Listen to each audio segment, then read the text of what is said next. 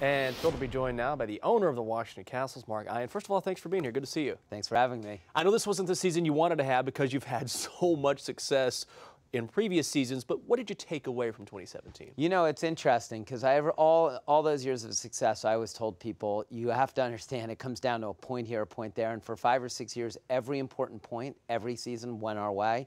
And this year they just didn't. You know, we started 3-1, and then we were 4-3. We had one bad call against us in the Venus match, so we lose that by 2 games. And the next one, we lose in the last game. 6-3 becomes 4-5, and then it just slid away from us. I think the other interesting thing is that we had a roster where people were more coming in and out. We had players by week rather than for the whole season. And it's interesting. You wouldn't think this in tennis because it's just 1 or 2 people on the court. But the cohesiveness of the team, you lose it if you have people coming in and out. And the teams that have had continuity are the ones who are playing for the finals now.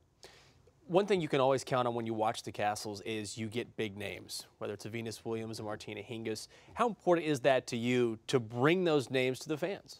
You know, it's awesome, and our fans came out. The attendance was a record year, which was great. And obviously, to some extent, it's those stars who draw them. But our last night, we had no stars, and we had almost a virtual sellout. So, you know, we always say that we knew we made it when people would root for the name on the front of the jersey instead of the back. And I think we have both. And it's just great the amount of support we've gotten from the fans in D.C.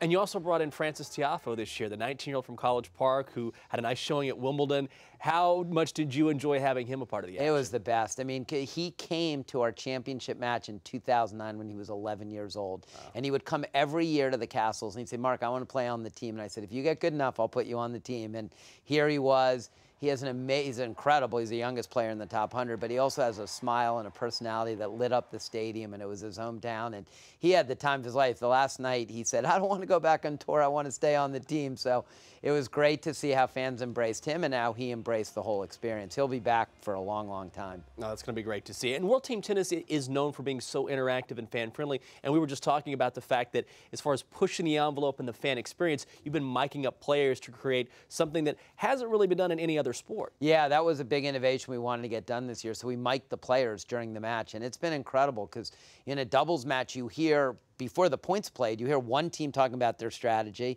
you hear the other, and then you watch it.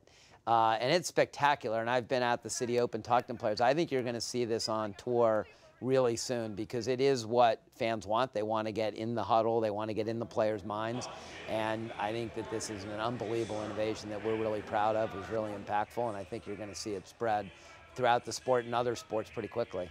And Castles fans in particular, do you have anything in store for them? Because they are such a passionate group. Yeah. They love tennis and they love the Castles. Well, I got to deliver a better record next year, so I'm going to be working on that for the next 11 months, is trying to figure that out. But I have some ideas. I think we know what we did wrong and what we can improve. The good news is our core players all want to come back, so we'll have a lot of good ones to choose from. And the thing I appreciate is that even though we didn't have a great season, the fans are really had a great time. They appreciate it. They're all excited to come back and hopefully cheer us on to a championship in 18. We would love to see that. That is Castles owner Mark Ein. Mark, thanks for being here. Thanks for having me.